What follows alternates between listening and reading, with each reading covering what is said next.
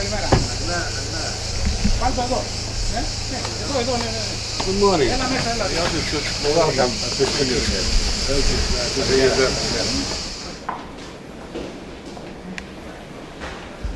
This is the council, council sits, and my office is over there. Okay.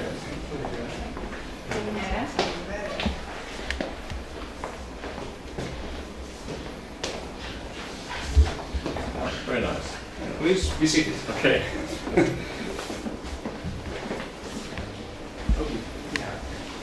This is the project, the renovation. Over there. Yes, it's yes, the individuals. Yes. This taverna, all the lights over there. Oh, the platea. Yes, yes, the platea. Oh, yes, yes, yes. No, it's looking very nice. Yes. Are they going to repair the church, which was damaged in the I'm not sure earthquake? because the amount of money is very high. They need more than $2 million. Of course, the church does not belong to my authority. It has to do with the bishop. The Cytherian Australians have said that they will contribute. Okay. Some money. But we have some problems with the plans because some architects believe that this church cannot be repaired. That the damage is so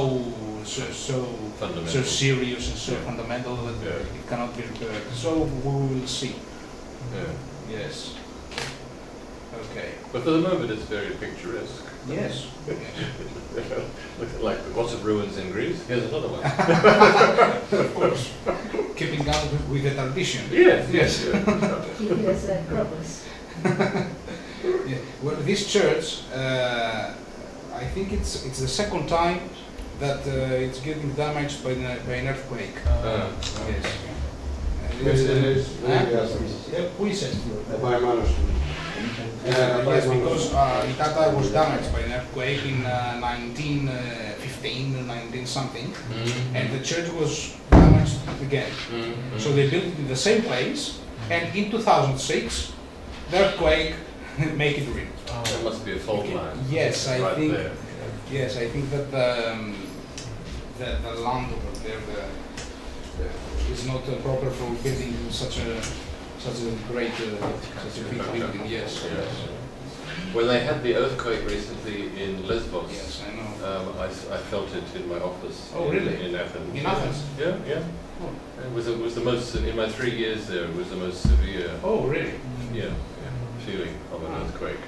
And I kept thinking, I do know what my earthquake emergency response is, but but I can't remember. Yes. Kythera is a place that is a geographical area that we have earthquakes, but the majority of them happen at sea, not in the land. I was posted in Thailand before, back in 2001 to 2005, and I was there for the Boxing Day tsunami, Tsunami. after the earthquake under the sea, and it was just extraordinary, the destruction. And it was the height of the tourist season, particularly lots of Europeans from Northern Europe. Of course. They didn't have any experience in earthquakes. No. And some of our staff from the embassy were actually down there on holiday, and they were on a boat. And fortunately, the captain of the boat, the person in charge of the boat, when he saw the sea becoming unpleasant, my instinct would be to go back to land as quickly as possible. Like but he needed to go out to sea. To the open sea, yeah. And they were That's safe. the only way to save you. We didn't know because in Thailand we never had tsunami before, like never. So we don't have any knowledge of it. We don't know what to do with it. That seaman is very special. Because the earthquake so close to Thailand this time. Well, it went all the way from Thailand down to Aceh in Indonesia, and everyone knows about the fault line in Aceh, but didn't know about that. As far as And I think that you have earthquakes in Thailand, don't you? Well, not exactly, not very much. We have the fault line just between Thailand and Myanmar. So we don't really have much, but once in a while we have like small tremor. Okay. So it's our first attempt to, this Australian week is the first attempt we're trying to strengthen the bonds between the Cytherian Australians and the homeland. Right now I think that it's the fourth or the fifth generation of Cytherian Australians, of Australian citizens from Kythera, and our target is to bring here the young people, the new generation. Of course, they don't speak Greek. I think Yet. Yet. I mean, the But kids. there'll be a test before they're allowed. Yeah. But they have Greek schools. Oh, they do? Yes, they do, in the churches, in the parishes. There's Alphington Grammar in Melbourne and St. Spiridon. That's Yes. one of the ladies Sydney. mentioned yesterday, Yeah. and I visited there. We went back to Australia for a global ambassadors meeting in March, and after that we were all dispersed. So I went to visit there's an old people's home, a Greek church, old people's home, St. Basil's in Mackenna. St. Basil. And a very nice priest Yeah. there, Father Nicholas. And then also the Greek Australian Association in Lakemba again. And St. Spiridon's. So Spiridon. Very nice, very nice. They've done pretty well. But they do instructions on the Greek language. Ah, yes, they do. Oh, it's you. I didn't recognize you when you had your clothes on. Yes. Nice to meet you. Mr. Kyriakis is doing an excellent job. Well, I'm here to keep all the facts straight about Australia. That's my job. We don't want to exaggerate. We don't want to exaggerate and put any. The embarkation for Citer. Yes. Yes. Jean-Antoine Watteau.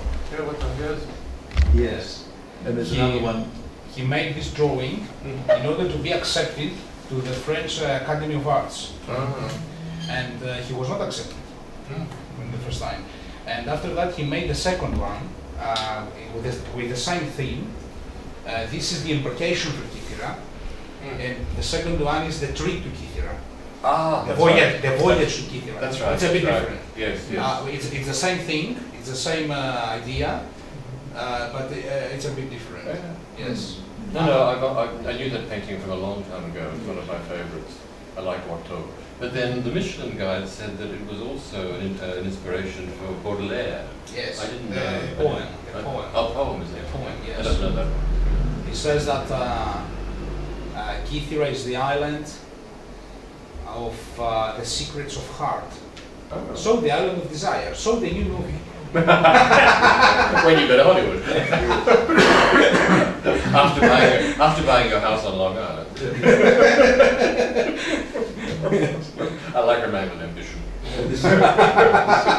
This will be the connection to the movie. Yes. Remember, everybody, it started here. Yes. Have you seen the movie My Greek Wedding? My big fat Yes. Greek wedding. No, it's on my list of things to see. Is there? Yes. Number one. It's amazing. Years ago, and the sequel number two. There's a guy over there, the father, who immigrated to the United States in the mid-40s, and he says everything was born in Greece. Everything. So he says that even the names of the modern American families have a Greek origin. And he's trying to prove that, and everything goes back to Alexander the Great. Of course. Everything. We're all descendants of Alexander. Yeah. Even Peter. Well, very far, but he reached India, so India was where he stopped and cried because there were no more worlds left to Yes. conquer. Yes. So maybe he didn't quite get to town. There's got a lot of people commuting, traveling between. Yeah. And I remember in Budapest, my previous posting, there's a big Roma gypsy minority. And I use gypsy because the Roma people I was talking to say that they're trying to revalidate that word, but make it not a pejorative word anymore. It's just a neutral word to describe their ethnicity. But one theory of where the Roma, the gypsies came from, is that they came back with Alexander the Great from India. Yes. It might be true. Yeah, it could be. Yes. I think. in Budapest, you said. Yeah, Yes. yeah. Big Roma community in Hungary, and one of the things we try and do with our public diplomacy, I mean, you can do things like give out photos of kangaroos giving birth, but I like to do things that reflect our national values, and the most essential Australian value is a fair go. And so reaching out in a small way, we haven't got an aid program, just reaching out in a small way to disadvantaged communities like the Roma in Hungary, like children with special needs, disabled children in Athens. Because it occurred to me in Athens, you never see disabled people on the streets. They haven't got the means. The facilities. They haven't got the means to get out. There's the limited number of wheelchairs or. And the footpaths are not suitable. Terrible. So we sort of adopted a school in Agios Dimitrios. Yes, I saw that in your profile in Facebook. Yes. Some of those lifts in the apartment buildings, you get the wheelchair in, but the carer wouldn't be able to fit. Yes. You'd have to send the person up first, and then. No, it's ridiculous. It's not user friendly. No, it's not. No. And we've got a very good friend who's a child psychologist, and before I discovered Agios Dimitrios, I said, well, what happens to these children? And she said, oh, well, the mothers are usually so ashamed of having a child like that. They hide them. It's a matter of education. They hide them away. And then she'll leave her money to another sibling to look after them when they grow up. And the mother dies. I said, but what if there's no money to leave? So no, I think it's a genuine area of need. It's going to happen. There is a group of Sydney women now. They call themselves the Australian Hellenic Women's Association, I think it's called. That actually physically come here to distribute donations. So they will call for donations, and instead of just sending them, which they used to do in the old days, but never have any control about where the money was spent and who spent it and whose pockets it went into, they'll actually come here and try to distribute food and different things. They actually sent a container load of dry goods and what have you, but they will come from time to time to actually look after those that specific need of the children. And in fact, it was because the containers originated in St Basil's. I went to visit them, and then I talked to them about this children, children with special needs, and they were quite interested in doing a similar sort of project. I heard about that, and as a matter of fact, I worked just down the road in Lakemba, but I heard that it took I think 3 days to fill the containers or something. There was so much of it there. Oh, there were 12 containers altogether. Yes. And a lot of it went to the mayor. I like the mayor of Athens. I think he's a good man. And a lot of it, yeah, and he runs a good program. And a lot of it went to his charity, Kiada, which we went and visited. And also there was a lot of excess kit at the embassy, household goods which we didn't need anymore, because when people arrive, their personal effects haven't arrived, so there's a settling in kit and a settling out kit. So we managed, it wasn't huge, but we managed a sizable quantity of boxes and the Christmas donation. It's better off going there than the tip. Yeah, absolutely. Speaking of photos and Facebook, I'm very close to leaving, so I probably won't have time to do photos from this trip for the Facebook. But could I ask you to get one of your colleagues to send the photos to my deputy? It's very easy. His name is Andrea Viggi. He's an Italian Australian. So it's andrea.viggi@dfat.gov.au. And if you could send the photos to him, and we'll put them on. We'll do the necessary to put them on Facebook. Yes. So. You might know that Kythera is the birthplace of Venus. So Watteau imagined that the statue of Venus would be something like that. You see it among the trees. Yes. Of course, Watteau never visited Kythera. No. Okay, he never visited Kythera, but he had read for Kythera from Homer, from ancient writers, and he imagined that the island of Kythera should be something like that. Of course, it was not something like that, especially in the middle 1700s. But it could have been those years. No. You never know. It was a difficult period, for Kythera. But the idea of this painting is that they are trying to travel to the island of Hope, the island of love, because Venus was born here, to the island of inspiration. That's why there is a period in European arts from 1700 to 1750 that it is called the period of Kythera. Oh. Yeah. We have a lot of paintings, a lot of poems, a lot of sculptures, of art creations that are inspired from the myth of the birth of Venus, Kythera. I didn't know that. Yes, the period of Kythera. It's in the great period is Romantism. Okay, Romantism and the Europeans are rediscovering their ancient Classical yes, roots. the classic Yeah. roots. Yeah. But the Romantic period was a bit later, that was 19th century. Yes. This is neoclassical. Yes. Yeah. Oh, they all look very happy sitting on the Yes. front of the... First of all, they are all rich. Yes. Yes. It's not the laborers, the labor party. Well, I don't know, I think it is a bit hedonistic. I think they were here for pleasure. Yes. They are rich, they belong to the royalties. So they had nothing else to do in France or in Germany or so. They wanted to travel and to see the world. That's why after 1700 we have a lot of travelers especially from France, but also from the United Kingdom, who traveled in Greece and made some beautiful paintings. Also, they did physically come here as well. They didn't Not just in imagine Kythera, it. they went in Athens, in Delphi, in mainland, in the mainland, and they left us some drawings. That's why we know how Athens was during the Ottoman occupation. It was a small village. You've seen some of the sketches when we visit places like the Museum of the City of Athens. Yes. Yes. And also the Ilios Basilisks, the Queen's Tower. Yes. From that period.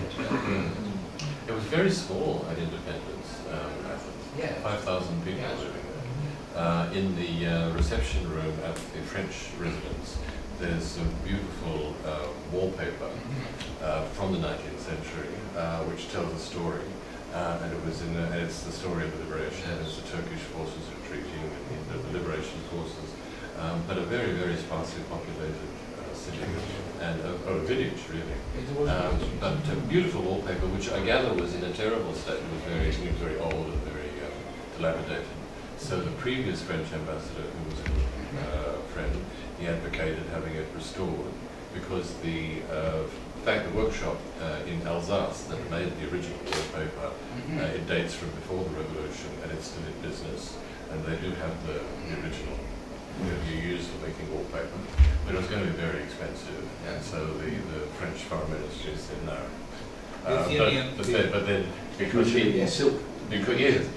used to be, the ambassador used to be in charge of the budget, he knew where the pots of money were.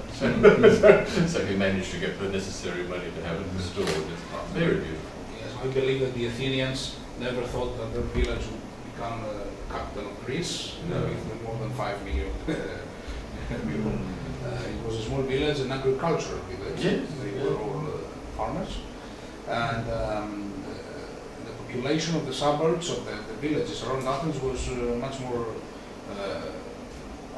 educated than the Athenians. Yes, than the Athenians. And in ancient times, Athens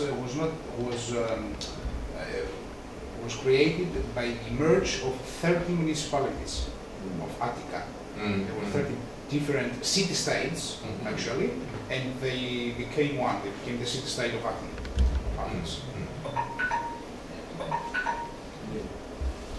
There's Elias Marcellus. He's a local. Used to be at the University of Athens, I think it was. He has researched, and his theory, one of those states, where they've recorded names, have some Kytherian names in those states. I don't know exactly. There was in Attica a municipality called the Municipality of Kythera, but it had nothing to do with Kythera. It was the municipality of Sparta. You know, Sparta is in eastern south, the they used. Yeah, all the way to North Bay. Yes, yes. So the municipality of Sparta was called the municipality of Kythera, and it was one of the 30 municipalities that created Athens. And I've been reading a bit of background on the archaeological work that the Australian Archaeological Institute is doing, that I'll be visiting tomorrow. And one of the things that they think they've discovered or working on was a representation sent by the despot of Sparta to Kythera, to keep as a way of exerting control. Yes. It's interesting. I have a question. My Greek teacher, Greek language teacher, told me that Kythera has another name. CERIGO. CERIGO? It's the Venetian one. Venetian. Okay. Venetian. Does it have a meaning? No, it's Kythera, Kythera in Greek, CERIGO in Italian, so CERIGO. I don't know if it has a special meaning, but it's the most known. It's the most known, yes. Maybe just transliterated from the Greek. But the mayor of Thessaloniki always says to me, "You're the mayor of CERIGO." Just to be provocative. He's a nice man, I like Kotaros. Yes. Which name came first? Kythera. Kythera came first. Then it's the ancient one. Kythera comes from a word that means that you're trying to hide something. Yes. KY means that you're trying to hide. Kipelo.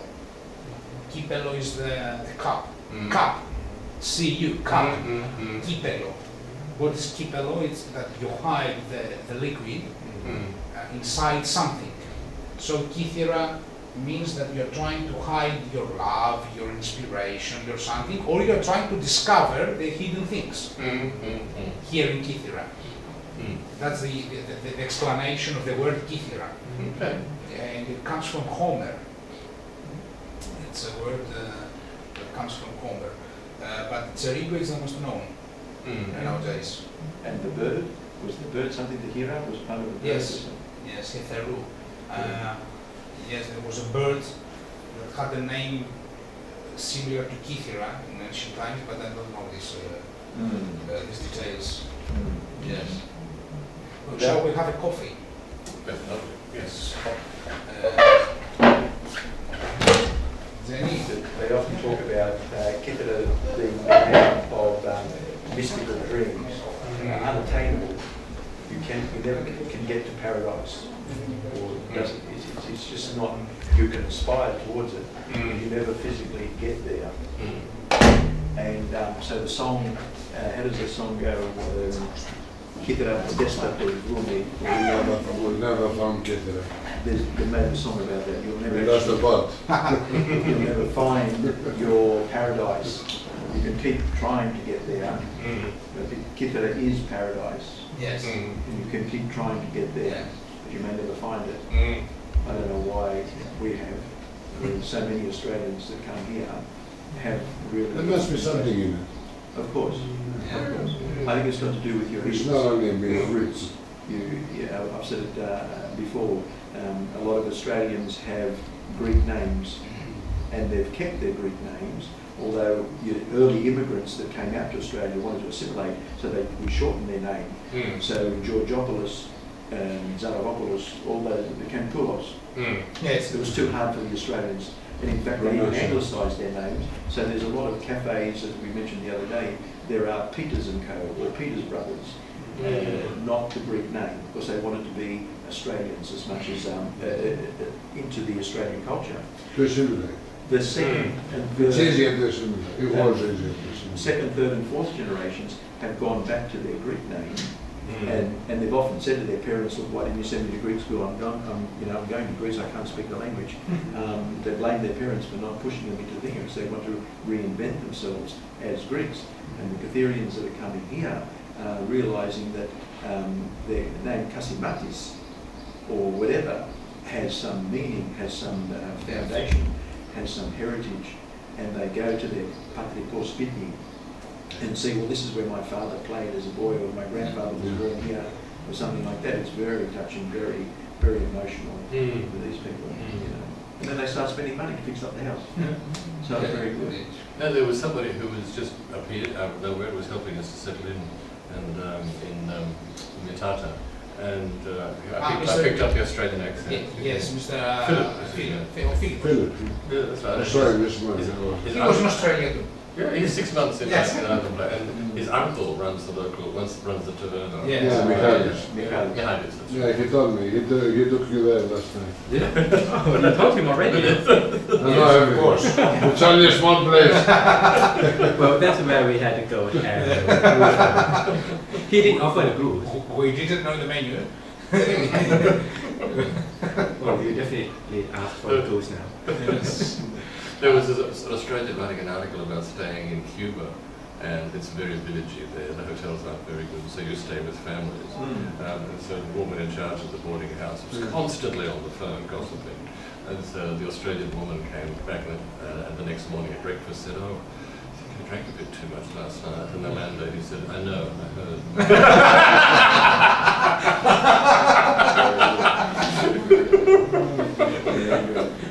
Something like that. Well,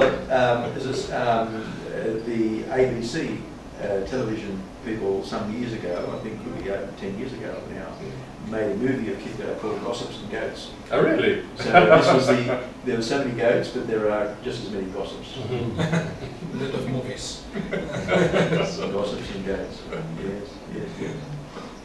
Apart from a number of other movies that have been focused on here, I think because of the idyllic dreams that Kitha Yes. promotes, the idyllic island, the birthplace of Aphrodite or Venus, as you use it, and that sort of thing. It's a very romantic and idealistic type of existence. Yeah. And there was an early Hollywood movie, speaking of where you're going, called Island of Love. I don't think it was filmed here, it was filmed on Heathrow. But the idea that there was a place of where love began. Yes. Now we are planning with Mr. Kipriotis and some other friends my visit to Australia. I think in the end of End of next year. 2019. End of next year. Yes. Of course, I visited Australia once in 1998. I was 17. I went to meet my relatives in Queensland. There were many of them. No, really. And I had a very good time there because it was from May to September. A lot of humidity, a lot of But May to September is winter, or yes, but it was not like the Greek winter. No, it's really. very mild, especially in Queensland. You have sun almost summer all year round. Yes. But We that, went to Rockhampton, to Gladstone, my relatives were there, and Gold Coast. I'm from Mackay, which is about 240 miles back then, north of Rockhampton. Okay. Sugarcane growing industry. As I said earlier, not so many Greeks, mainly Maltese, but my mother who's still alive, she really says, "Oh yes, there was a Greek community there from before World War II, Zyglas." Zyglas is a country. Yes. Of course there was. Do you remember the Aroni family? Aroni, no. There was Commoners, that's a Greek name. Commoners. Commoners. Kytherian. Kytherian. Okay. They're everywhere. Yeah, Very common, the commoners. because after you didn't even think that they were foreign, they were non-Anglo, because it was such a small town. They had a Not anymore. it was a hardware, not a hardware store. It was a clothing store. So haberdashery. Right. So Commoner, Zyglas's cafe next to the Princess Theatre, and it just didn't occur to you that they were Greek, but of course they were.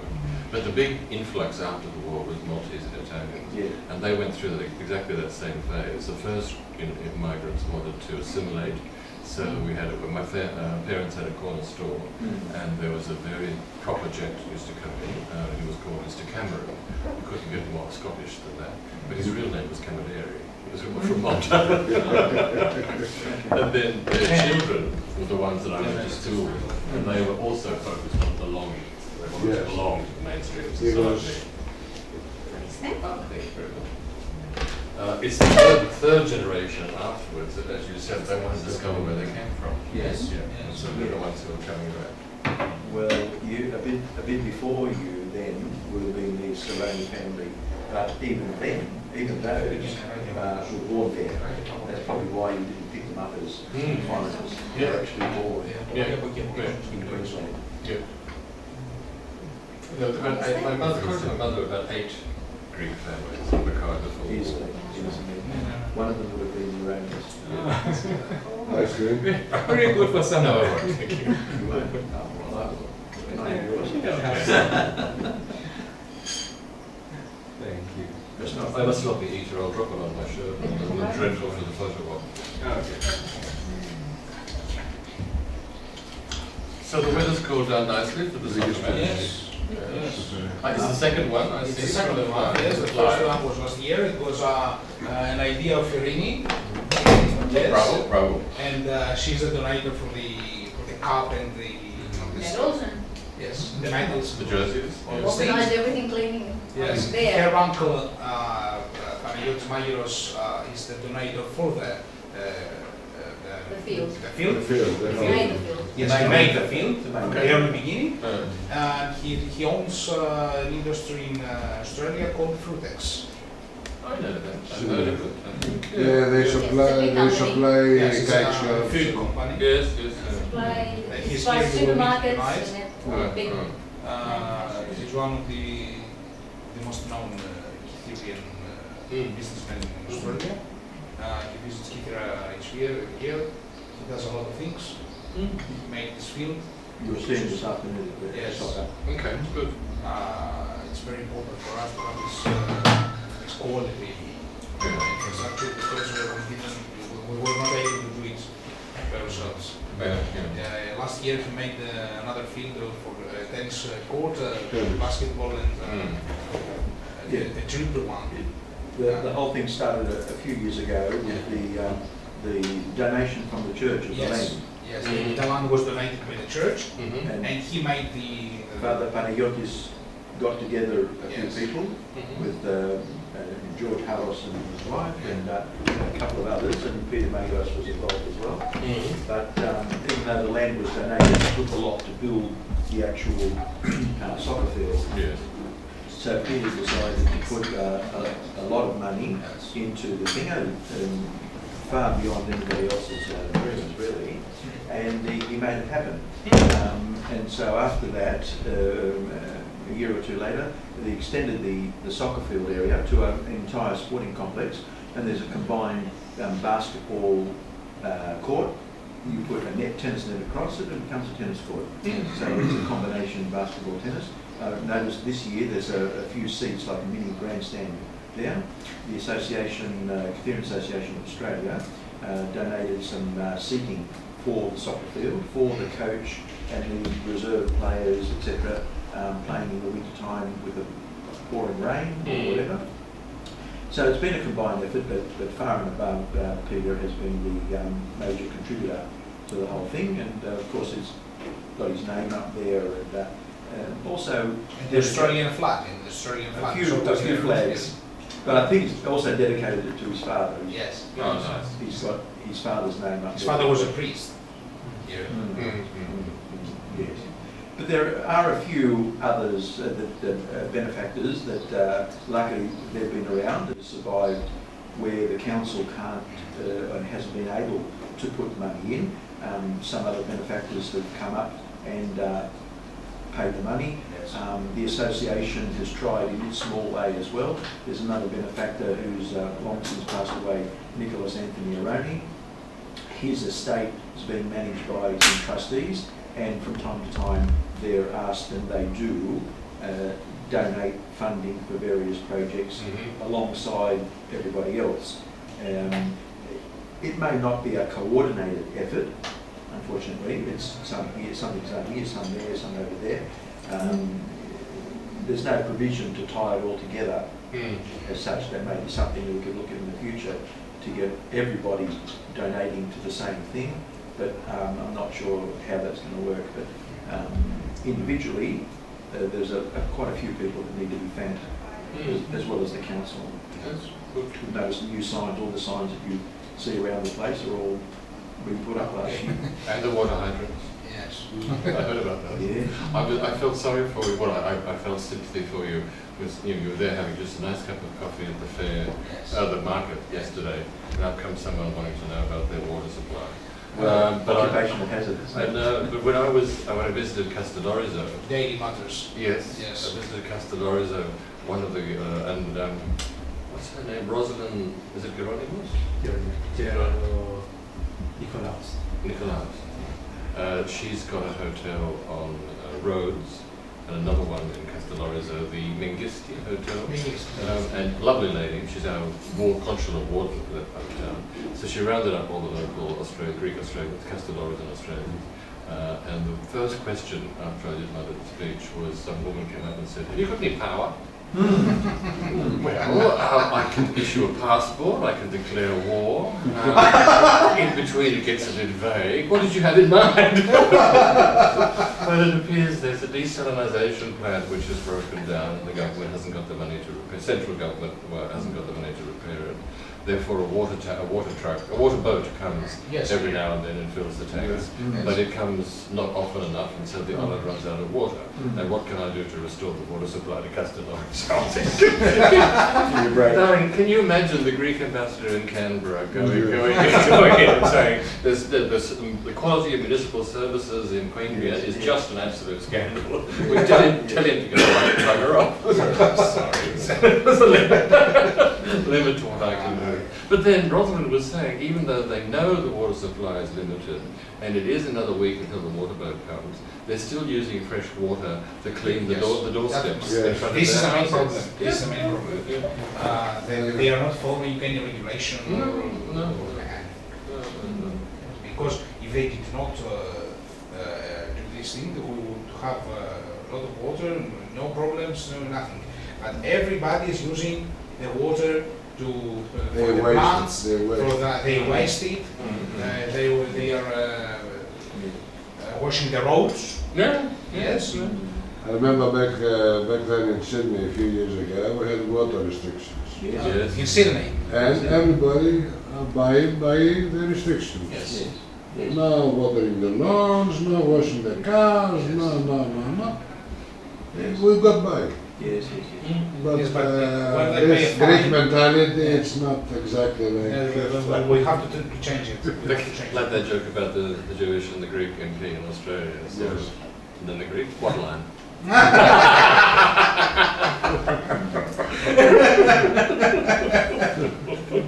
But same in Canberra. Australia is the driest continent on earth, and Canberra was a garden city, and so people were always watering their lawns with those spinning sprinklers, which are very wasteful because a lot of the water just flies into the atmosphere. And now people that don't use them, it's a drip system, which just drips water to the roots. And yes, there are fines if people are misusing it. Well, last year some people here paid fines. Okay, the mayor is bad. He makes us pay fines. We came here and we invested a lot of money, so we need to have water to do whatever we like. Things like that. And the most amazing was that somebody came here with a water bill. She told me that you sent me a bill for 300 euros, and I voted for you. Yes. And the connection would be... She expected something back for her vote. Is that the attitude, though, so you've been in Athens for 3 years. Yeah. What's the attitude of Greeks to the economic crisis? In terms, I got the impression that they were thinking things will fix themselves, things will be all right. Although they complain their pensions are cut, they're not getting their money. But in terms of the future, she'll be all right, mate, which is an Australian. Was that evident in that? Because they're talking about not ignoring water restrictions or they're ignoring the rules. Is that because they don't think it applies to them? Or? I think it's that. It's somebody else's responsibility. There's also very little faith. That's why it's interesting that the Kithiran associations are prepared to contribute at the local level, because they know that what they give, they can see that it's going to have an impact. Whereas there's very little faith in national institutions. They never, we never ask for money. Okay? I never ask to have money in my hands. I always say that I have this need and you can pay it individually. You can find the constructor or the shops or the... but I don't want money in my hands. I think it's a matter of education. Greeks are not following rules, are not following laws. They think that the society has to change, but not me. You have to change. You have to change it, not me. They believe in changes unless this change does not affect their family. So this is a matter of education. It has to do with the school. But also a matter of strengthening central institutions. Because for the moment, the central institutions, they're not strong in terms of being able to deliver what people expect of them and come up with economic... I mean, I was surprised when I arrived. A country after 5 years of crisis, you think there'd be a government of national union, there'd be, okay, we've got to make some sacrifices, but this is the way forward. And if we do this... They did it in Ireland, they did it in Cyprus, they did it in Spain, they did it in Portugal. Why not here? No, it's institutions. Central public institutions are weak. And you were asking yesterday, I think, what was the, why did that evolve in that way? And I think it was, certainly under the Ottoman period, the Greek countries was always based on small units, the Parea. I mean, you wouldn't, why would you trust the Turks in Constantinople? Then when liberation came, I don't know if you know Mary Van Bunnecourt, she's a Greek-Australian MP from Victoria, and she calls Greek liberation the first international humanitarian intervention. If things are going wrong in Somalia these days, then the United Nations will organize a humanitarian intervention. So it was, there was the French, the British, and the Russians who intervened. And then... they made political parties? The first parties in the first Greek parliament, the French party, the British party, and the Russian party. And then a foreign king was found. And for the average Greek living in his village or on his island, in his Parea, all of that might as well have been happening in Constantinople as it happened. So there was never sort of ownership of the new institutions of the new state to make them strong. I think that the Greek citizens never trusted the government, and of course the governments never trusted the citizens. It's a bilateral relation. Is there a national pride amongst Greeks? Do the Greeks, die for their flag? There used to be a few years ago, but I don't think doesn't exist anymore. Okay, no. I think it exists. It's going. It's reduced. Compared to the past, Konstantinos Karamanlis used to say that the hardest thing on earth is to try to govern the Greeks, because everybody thinks that knows everything. Yes. I can sit here because, for example, we're planning to make a project, some building, and a lot of people will come here and will tell me the window should be like that, the walls should be painted in that color, and nobody of them is an architect. Nobody of them is a specialized something on the project. We think that we know everything. We do not. Okay? I cannot become an ambassador. I cannot make an operation in your heart, for example. It's not my expertise. So this is a problem, but I believe that it comes from the education system. Yes, the system makes people to... I think that I can see the education system from the mid-80s, okay, until today. I can compare the periods. Nowadays, I think it's the worst period of the Greek education system after 1974. The worst one. Because you can see the kids in the primary school carrying a bag like that, with a lot of books, with a lot of things. They learn nothing, and the worst of all is that they do not learn how to cooperate. I think this is where the problem comes from. They don't learn how to cooperate.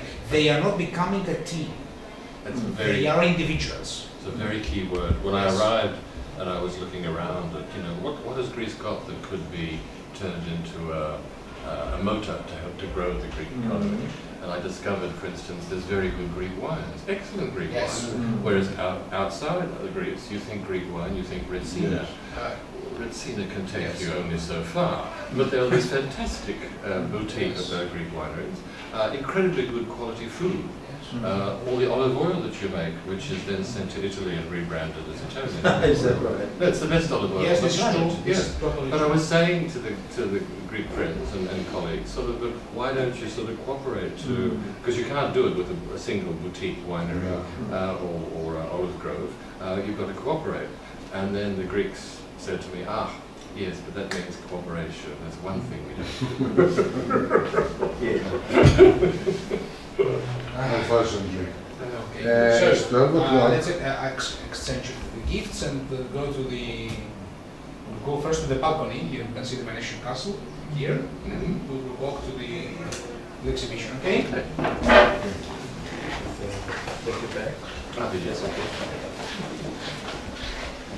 Visit Kythera. I think is it true that it's your last official commitment for your term of office here? It is. I'd say the best for last. Oh, yes.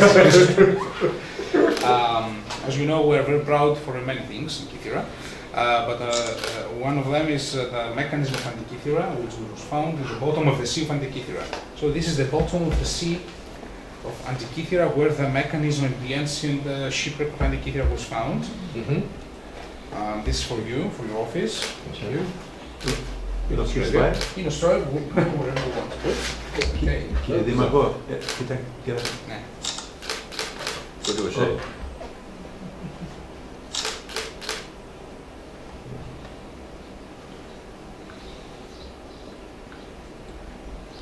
Okay.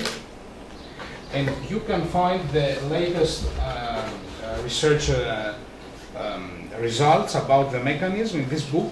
Yes. I think it's the best one nowadays. It's in English. Okay. And it was written by Mr. Konstantinos Stikas, who is a researcher specialized in the mechanism of Antikythera. That's an incredible coincidence, because I think I sat, is he alive still? Yes, yes. I think I sat next to him at a dinner in Athens not long after I arrived. And I meant to follow up, but things get away from you when you're an ambassador, so I never did. So it's a nice way. You remember at the Swiss residence? Yes, I remember. So it's all come full circle, so it's a wonderfully appropriate gift. Is it really one? I think Mr. Kypriotis was wearing yesterday a t-shirt. Yesterday was the t-shirt, yes. Oh, that's right. Yes. Saturday was the t-shirt. Yes. And the last one, it's not a contract for having you here. An invoice. Yes. This is a photograph of Petros Fatseas. He was born in 1860 and he died in 1934. And he is holding in his hand his naturalization papers in Australia. He became an Australian citizen, and he's very proud becoming an Australian citizen. And he needed this procedure to get photographized, let's say like that. So he called the photographer in Australia. It was very expensive in this period. And we have this photograph today from the Kytherian Photographic Archives. Okay. It does look a very fine and a very proud new Australia. New Australia. Yes, that's fantastic. Thank you. The Kytherian Association is publishing a very interesting newspaper. We will have the 100-year anniversary because we started in 1922. So 2022, there'll be a 100-year history, and a lot of this information will be there. Will not be made in 2022. You never know. Never say never. It could be Prime Minister of Australia. Oh no. Or President of Greece. Oh, I was thinking that. President of Greece does nothing. Can I thank you very much, Mr. Mayor, for your incredibly warm welcome. I remember with fondness your visit to my house in Athens. I was very, very impressed by your sincerity and your commitment, which is the reason that I'm here. It is my last official commitment as Ambassador to Greece. I go back, I finish packing, and Saturday we fly out. So it's really a case of saving the best for last, and I've been impressed by the warm welcome of everyone I've met here, and look forward to my remaining time on the island. This is you've seen something of Australia, you've seen the incredible landscape, the quality of the light in Australia is really quite unique. And this is a book of photographs of Australia called Chasing the Light. Thank you very much. Yeah. I will see you in Australia next year, maybe as a foreign minister. Me? Oh yeah, sure. You're not retiring, right? Yes, I am. Yes, I am. Oh. I am, yeah. So this is my last official commitment ever. Okay. Thank you very much. You did save the best to last. Indeed. And this is that is for my desk in my retirement. This is for yours to remember as well. I fed one. Did you pat a koala? Yes. Of course. His name was Bruce. Of course. What else would he be called? Thank you very much. You're most welcome. Thank you very much. One more time, sorry. Yes. Thank you. Okay. Lovely. And Mr. Ambassador, on the as far as the Australians are concerned, we want to extend a warm welcome to you and Peter to come to see a little piece of Kithira in Sydney. Maybe you get the chance to get to Rockdale. If I can get one of your cards, we'll email you the particulars. And you can summon. There's a small library, a small what we call it, Nevmetiko Kendro. The cultural centre, yes. the cultural centre of the Kytherians, and there could be something in the order of 40,000 Kytherians. Well, 80,000. 80 in all of Australia. Yes. Yeah, yes. All of Australia.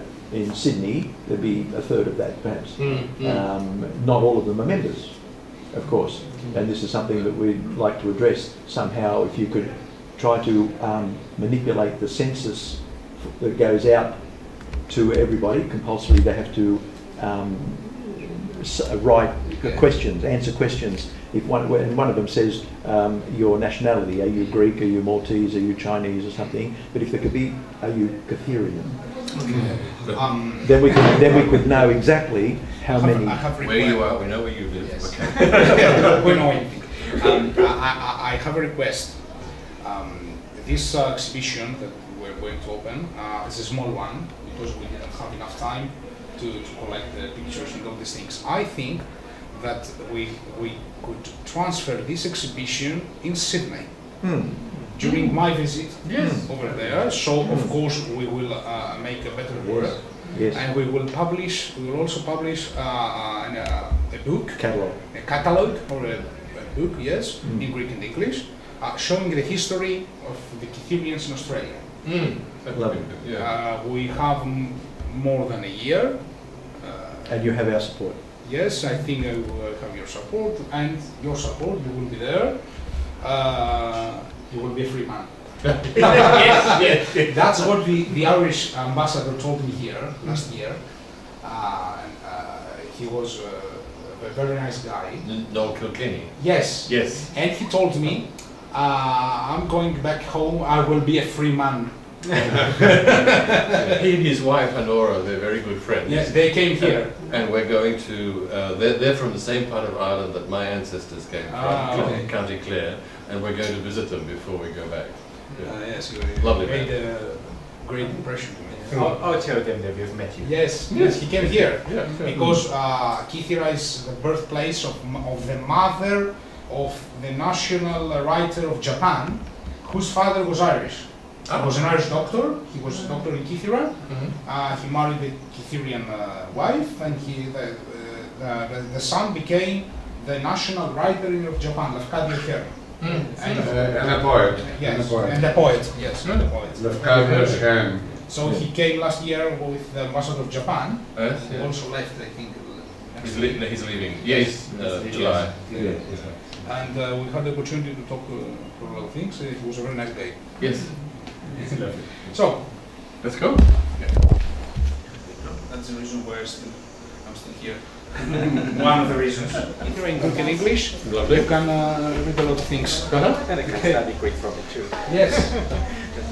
Okay. Thank you. Thank you. Oh, it's beautiful.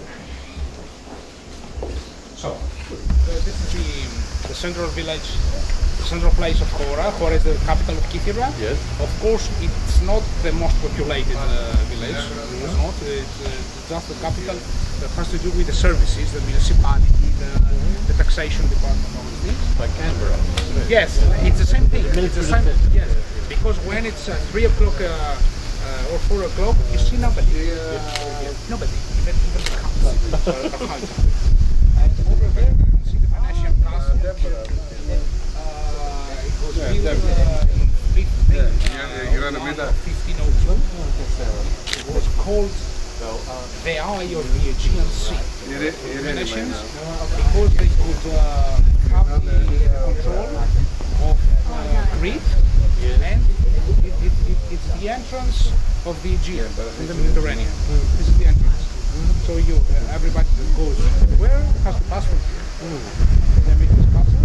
There is a very nice exhibition with a coat of arms exhibition over there, but it's Monday today, and I think on Monday every museum is closed all over Europe, so we cannot but the view is fantastic, and it's a place that it's the most visited place in Kythera, I think. And Chora, of course. So Crete is in that direction. Crete is in that direction, and the Kythera and Crete. You can see Crete. It depends on the weather, of course, but you can see Crete. And my speech will be done from here. Friends.